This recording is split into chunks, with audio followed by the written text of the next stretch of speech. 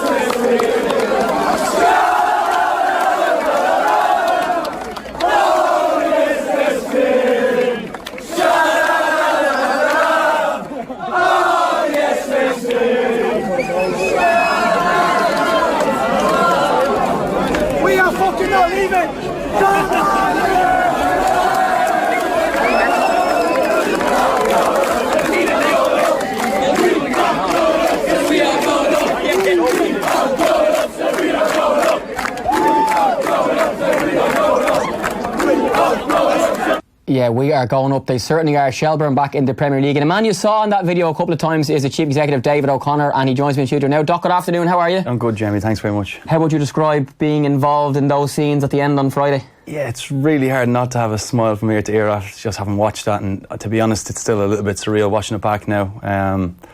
What an amazing night, and something that I'm very proud to have witnessed and to have played a small part in. But just incredible scenes there. I mean, just the joy on people's faces, and it was kind of, it looked, like I said, it was a little bit surreal standing on the edge of the pitch watching those scenes unfold afterwards, and just the pure joy on people's faces. It was amazing. So what are you like as the Chief Executive watching a game as important as that, and it's 1-1 and there's, you know, it's a tight match, and you know if it's a draw or Shells lose, it goes to the last day and things might not go your way. So what do you like? And the last two goals came like the 81st and 86th minute, so it was tight to the end. Yeah, it was a tight game. I suppose like any other fan in that situation, and you saw it in the away end in the shed in Drogheda, what our fans were like. They were on the edge of their seats, as was I. The game itself was such an amazing occasion for the League of Ireland in general. I mean, it's a long time since there was a first division game, in particular with that kind of a crowd and atmosphere and proper cup final feel. But yeah, up until the last, probably the 91st minute, I was pretty tense, as were everyone sitting around me and the away section. But I suppose the joy and the relief when that whistle went was just, it's hard to describe that feeling. So how has the weekend been? Because I know everyone went back to the Talca Bar in Talca Park on Friday. I think the players could have been out on Saturday and Sunday as well. Very well deserved. There's a league game to come against Limerick this Saturday when the team will lift the trophy, and hopefully a massive crowd in Talca. But how have the last few days gone? Party central in Talca? Yeah, we had a great night on Friday night in Talca. The majority of the guys, fans that were on the buses, came back to Talca. The players all came back. The players got the welcome that they absolutely fully deserved, as did Ian and the staff when they came into the bar. Again, an amazing reception from the fans that were there. The players, I'm sure, enjoyed their weekend, which they're absolutely fully entitled to do after an amazing season by themselves and the management. And like I said, with Friday now, Saturday against Limerick, we very much plan on rolling that party into the weekend as well. Thankfully, there's not pressure now going into that game. The lads, like Ian said after the game, are still going to prepare as they would with any game, but it helps that we can kind of plan that game on Saturday and plan a party afterwards and just enjoy the moment. What does it mean to the club to be back in the Premier Division? You've been there since April 2018 and you've seen firsthand what the First Division is like. You've clearly been a player in it too, but what does it mean to the club to be back? To be honest, I think that 90-second clip probably sums it up better than I could put into words. I mean, especially the interview you did with our kit man Johnny Watson. He probably exemplifies the passion and the love that many, but in particular Johnny Watson, has for Shelbourne Football Club. That man lives and breathes the club, and he's one of numerous examples of Shels people who have been waiting for this moment for a hell of a long time. I mean, I've seen a couple of pictures during the week of Shels fans getting the date of the game tattooed, the Shels crest tattooed into them. You know, the scenes of people crying on the pitch afterwards, that raw emotion. That's hard to you can't buy that, you can't bottle that as much as we'd love to, but it meant so much to the people that have been involved in the club for so long. The volunteers who, you know, through hard times in the last couple of years have really worked really hard behind the scenes for the club and then for the fans, and I suppose Johnny Watson exemplifies that. It means a hell of a lot to everyone and to myself. I've only been involved for 18 months, but I mean, it's hard not to, once you walk in the doors to talk, you know, within a couple of weeks to really feel part of a family. And so it means a hell of a lot to me and to the volunteers, and especially the fans, players, and also Ian, who's done an amazing job this year. Yeah, so I walked down to behind the Shels subs just towards the end. So it was 2-1 at the time, and I wanted to walk onto the pitch and do the video that you've just seen of the celebrations at 2-1, and I was behind the Shels dugout, and Shels scored a third, and Johnny Watson, the kit man that Dave mentioned there, been at the club for years and years and years, literally dropped to his knees, and all the Shels bench and Lorcan Fitzgerald come over and Collie McCabe came over and just hugged him, and he was like visibly shaken by it. Like, it was amazing to see, and amazing timing to be there right beside the dugout when that happened. And after the game, apart from Johnny Watson, Ian Morris and Jason McGuinness, I spoke to 3 of the players as well. Kieran Kilduff, who's the other one? Colin McCabe, and first Luke Byrne. So take a look to some of these Shels heroes on the pitch minutes after that win at United Park on Friday. So, absolute madness behind us. Shelbourne have just won the First Division after a 3-1 win here tonight against Drogheda, and Luke Byrne is beside me. Luke, I just videoed that 10 minutes and I felt like I was a player. What was it like to share that with the fans, the staff, everybody? Yeah, it was a bit surreal, to be honest. All year we dreamed, obviously, and worked towards winning the league. But I think when that moment comes, you're not really ready for it, and it was just obviously great. Just a bit of carnage, really. It was madness, but probably only when you look back at the videos now you realise how mad it was, because you couldn't really take it all in. It was just a bit of shock or delight and all that kind of thing, you know. No, listen, it was a great feeling. You know, there was a bit of pressure on us maybe coming over the last couple of games as well. It's hard to get one over the line, never easy, but you know, we got the breaks tonight. I thought we were good. I thought we deserved it, and thankfully we got the work done. Well done, yeah. So, job done. You're a legend. Thanks, Johnny. Jamie McGuinness, hello. We're on video. We're having a chat with the lads. How does it feel to be the assistant manager to let Shels back to the Premier? Delighted. It's great for the players. It's great for Shelbourne. There's good supporters here, so that's for them. We're delighted. You've been around the league a long time. How does a night like this compare? The atmosphere, the late goals, the celebrations, everything? It's right up there, because it's not easy to win games, let alone win leagues, so you wouldn't be disrespectful to anything you win. So absolutely delighted to have got another league. For men like this who've been at the club for donkeys, he's the lifeblood of the club, and it's nice to see men like this really enjoy it. Collie, you've been in the dressing room. The last players I spoke to hadn't been in yet. What's it like in there? Oh, madness, absolute madness. Just can't put it into words. Boys in there really deserve it, like, you know. I don't know what to say. I'm speechless. It's been a great year. I've loved every minute, and I'm delighted for everybody at the club of Shelbourne, the fans, the players. I just can't, you know, I'm unbelievable, speechless. So, with the Shels head coach Ian Morris, the league-winning manager for this season, Ian, you've had about probably 45 minutes since the match. That scenes, I have an 11-minute video from beside your dugout when the final whistle blows to your players going back in. Just absolute madness. It was madness. It was madness. You can see how much that means to them supporters. That's all I kept hearing. You don't know what this means, and I do. I put my heart and soul into this season, and I've just been blessed with the group of players I have, the backroom staff, the volunteers at the club. It's just, they've made my job very easy this season. So the Shels head coach Ian Morris on his first season as a manager and a league-winning manager at that, leading his team back to the Premier Division next year. And Dave, this time last year Ian was still playing for Bowes, and in the off-season he was appointed as the Shels manager. I know you were very heavily involved in that, you know, the process of recruiting a manager and picking Ian as the manager, even though he's not the manager in title but head coach as such. Tell us about the job he's done and why you picked him to be the man in charge.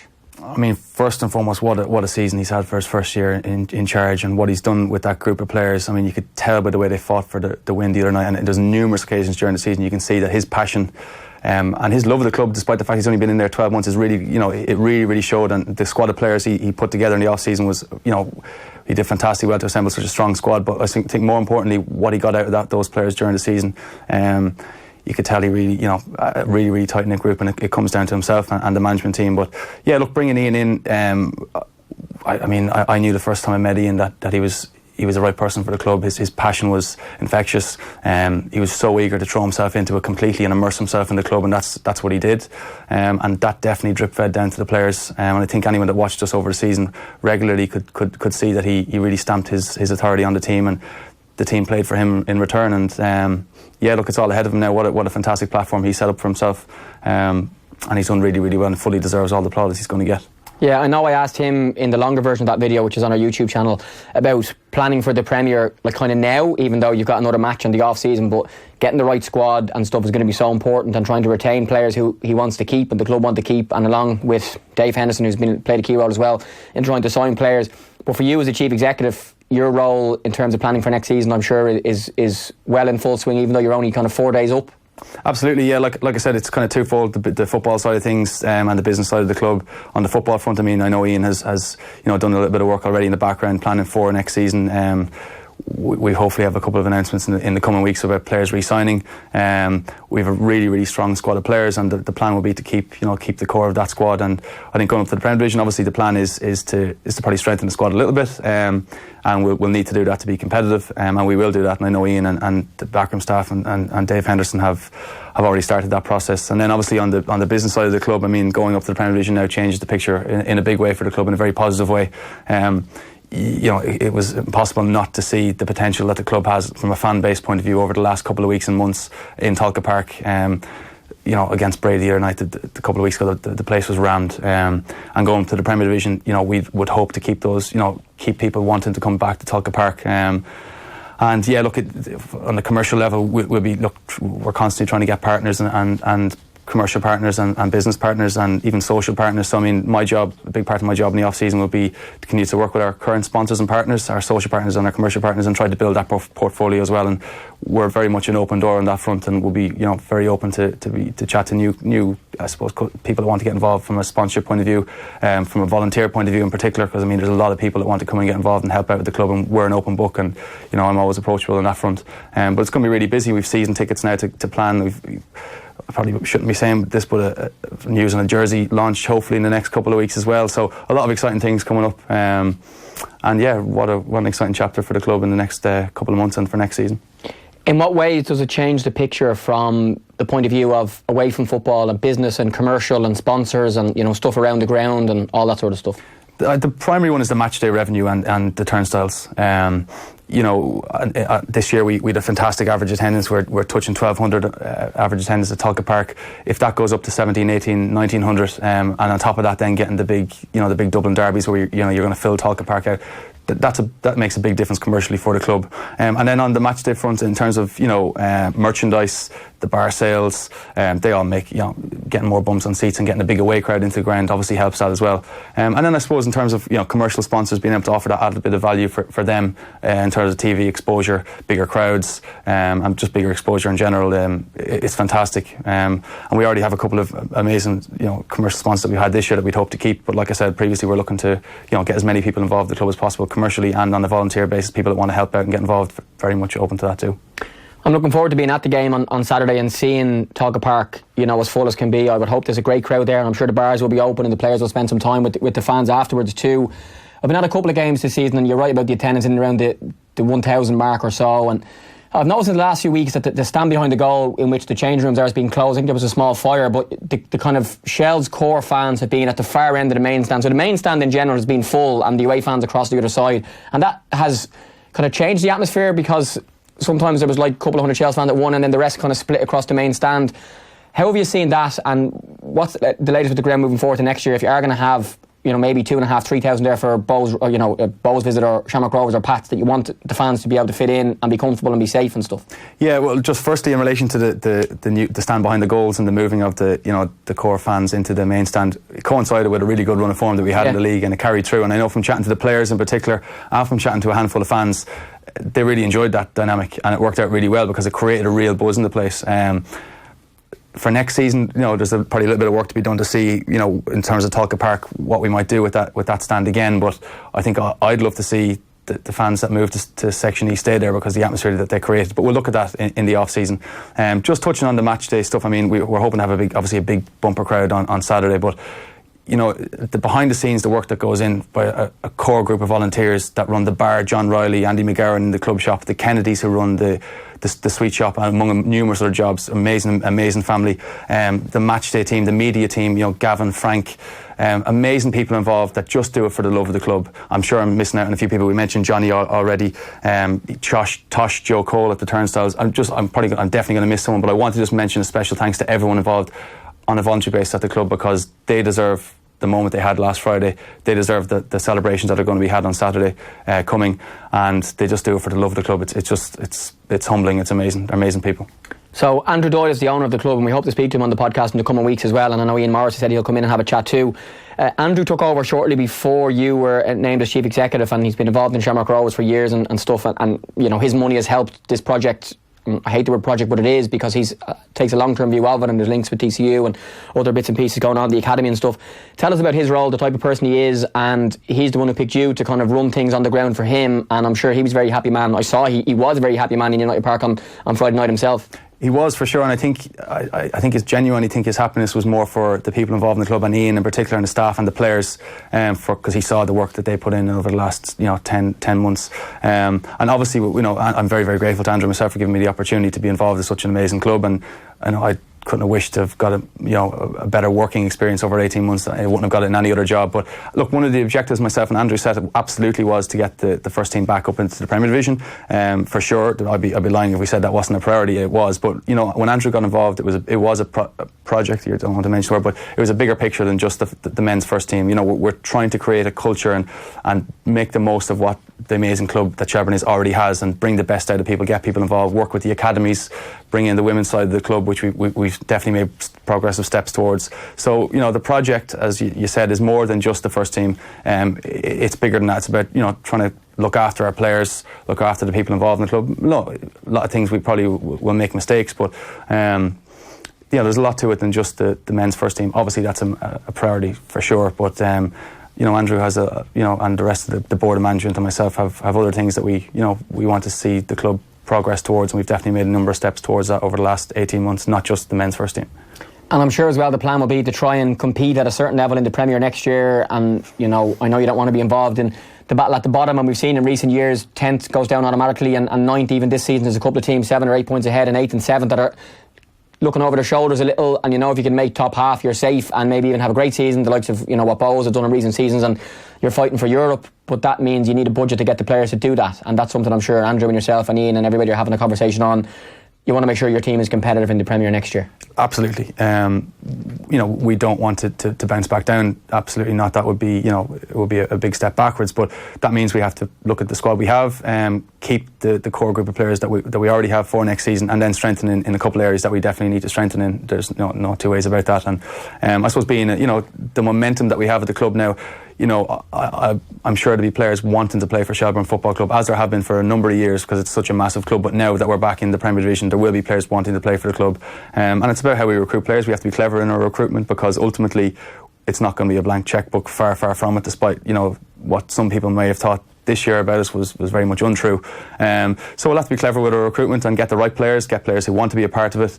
And yeah, I suppose to be competitive, I mean, we're not going to be chasing a European dream next season. That's not part of the plan. It would be unwise, I think, to throw money at anything like that. But we need to be competitive, and I think with Ian there and the players we have, we've got a right good chance of doing that.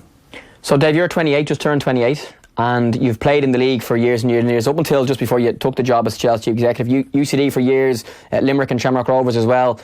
How have you found the transition from footballer to chief executive? You're definitely the youngest chief executive in the league as far as I can see, and you've gone very, very quickly from being a player on the pitch to a player in the boardroom as such. Yeah, and it's something when I was a player I was quite passionate and strong about encouraging, teammates of mine to make sure that they have a plan for themselves after football, and something I was very conscious of doing myself. And like I said, I went through UCD, got a couple of degrees, but I very much didn't know what I wanted to do apart from being a footballer or be involved in football. And that's why when I did finish playing in the league two seasons ago, I was very, very lucky to have been given an opportunity to get back involved in an environment that I'm very, very passionate about, and that I love.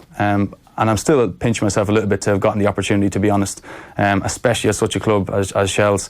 And look, I'm learning as I go. I'm having to lean on the board of management that are there, lean on Andrew, learn from people that are family and friends as well. But I've enjoyed it, and I'm very grateful to have been part of a proper success story at Shells this year. But there's a lot of work to be done, a hell of a lot of work to be done to make sure that we build on the momentum we have and push on to another level. But yeah, the transition from playing to the working world, I suppose, maybe would have been a little bit of a different dynamic if I'd gone into a normal working world away from football. But I'm lucky that I was able to step into a job that was very much in something that I was very passionate about. You're the first League of Ireland CEO I've ever interviewed, so I'm interested to know how your week works and how busy you are, and apart from stuff in the office in Tolka, emails, phone calls 24/7, going to matches, it's a wide range of jobs you have to do under that title of Chief Executive. It is, yeah. I mean, there's quite a bit of admin, emails, phone calls. I mean, I spend a lot of the time on the phone. A big part of it is working with people and being a good people person and getting the best or the most out of the people at the club. And I'd like to think that I've made good friends with people at the club over the last 18 months, and I like to think that I've got the best out of some of those people as well as they have with me. Obviously, there's the football side of things, which I'm still quite passionate about, and that's where my skill set lies from my previous job. So I'd like to think that Ian, whenever he wants to pick up the phone and bounce something off me, an idea, whether it's something to do with training or something for anything football related, that I enjoy that side of things. But it's quite a varied role. To ask me any given week what I'd be doing from Monday to Friday, I probably wouldn't be able to answer you exactly. But that probably makes it more exciting on a day-to-day basis, that anything can throw itself up, football related, business related, dealing with people, dealing with sponsors, dealing with some of our community outreach programs. It's very wide ranging and varied, and it's great. And lastly, I'm sure you've been involved as well a lot in the discussions about the move to Daleyman Park and the ground share with Shells and Bows, and that just seems to have been snagged by different issues, and we don't really know yet if and when it's going to happen. From the Shells view and your view as a chief executive, where is that now? And I know a lot of fans have been very much against the move, but I'm sure when they get there and they see how good the stadium will be, if it is ever done, it'll be great. But for the next few years, you're still going to be in Tolka, and I'm sure there's plans to maybe, and I mentioned recently about the places being painted and just small things, but the update from Shells on where that is at the moment. Yeah, look, we have a steering committee that meets in collaboration with Bows and the City Council on a monthly basis. There has been a little bit of progress in the last month or two in relation to getting more specific timeframes on when things might happen. But to be brutally honest, over the last 18 months, it has been slow. And we've had questions from fans on a regular basis with updates. When we have them, we will give them. There's nothing as of today, nothing different than it was maybe a couple of months ago. Really, we have been told that we might get a little bit more detail in the next couple of months in terms of timelines. But it looks like the project will happen. When it will happen, I'm not exactly sure. But hopefully, like I said, the next couple of months we'll have a little bit of a clearer picture. But for the foreseeable future, the next couple of seasons, we're going to be in Tolka Park. And the place, I mean, again, someone I didn't mention earlier on, but someone who's done amazing work in the ground is Eamon White, the groundsman. The place looks fantastic. The pitch is one of the best in the country. So we look forward to staying in Tolka for the next couple of years at least. And then hopefully we'll have an update for the fans soon in relation to Daleyman, as soon as we have it. And just lastly on that, on the small improvements to Tolka, and spoke to Niall O'Driscoll of Bray recently about the Carlow grounds and what they've done, and I was there recently, and this is going to sound very bizarre, but the toilets work, the hand dryers work, there's soap. And I know in Tolka, like the far side, the walls being painted, and the stand behind the goal to the left as the main stand looks is kind of never used, and the seats are still a little bit, they look a bit crap. Is there ways to do those small things and make the place look aesthetically better, so if there's someone watching or there's a video of a goal, that it's not just kind of a blank stand behind? Or I even noticed that at Croke Park the weekend for the ladies' finals, they had 3 or 6 massive huge big jerseys of the 6 teams playing draped across Hill 16, so at least it looked aesthetically nice, and you know, small things like that I'm sure can be done. Absolutely, and I think it would be, I'll put you in your spot slightly and say that the vast majority of Talca Park I think is still a beautiful old traditional football ground. There are parts that need probably a lick of paint and a bit of work, but we have planned, we discussed at the last board meeting that we're going to do a little bit of work on that front in the off season to tidy up the far side of the ground. But there's been a hell of a lot of work done already. I mean, the pitch in particular is fantastic, but yes, in terms of encouraging younger fans or families into grounds in League of Ireland in general, the league has a long way to go as a whole to be able to get to a stage where we're proud of every single stadium we have, and only I think at that stage we'll be able to properly build fan bases at League of Ireland clubs. It's a big challenge. I mean, clubs don't have the resources to do it themselves. We need help and assistance too. But yeah, we'll do a little bit of work on Talca in the off season to bring it up to a level that we're really proud of on the far side, and to bring it up to a level that the rest of the ground is at, I suppose. And finally, new fans, and the area that the stadium is in is huge around Dublin. It really is, and you're competing with Bohs directly because it's, the stadiums in terms of geography are quite close together. But even for Saturday, the place is going to be full. It's going to be a party for new fans, whether they be Irish, whether they be foreign nationals who live here and have kids, and the kids are back to school and people are back to college. They're not going out on a Friday night. What would you say to them about going to try and check out Talca and Shells this Saturday with a view to what it might be like next year? I think we need to, capturing footage like you captured on Friday night and showing that to anyone who's a football fan, never mind a Shelbourne fan, if they watch that, they couldn't but want to come to a game to be part of something like that. And we need to build on, like I said already, the momentum we have, and encourage, we have a good cohort of young fans now, and more people started coming back in the door as the season progressed, and hopefully they can tell their own friends, their family members that look, Talca Park is the place to be next season. There's going to be numerous Dublin derbies. It's a friendly kind of family atmosphere, as well as having a proper football atmosphere feel to it. So we need to do a hell of a lot in the off season to widen our fan base, and our social media outreach, our community outreach programs will all be part of that. But we need word of mouth is the best way to do that too, and people watching some of the footage from last Friday, and hopefully some of the photographs and footage we capture this coming Saturday will see that and want to be part of it. Great stuff, fantastic stuff from the Shells Chief Executive David O'Connor. Really infectious character as well. You can see how excited he is about being the CEO of a club, a big club, a huge club back in the Premier League. Doc, thanks for your time. Enjoy Saturday, enjoy the off season. You probably will be a busy man, and we'll see you soon. Cheers. Thanks, Jamie.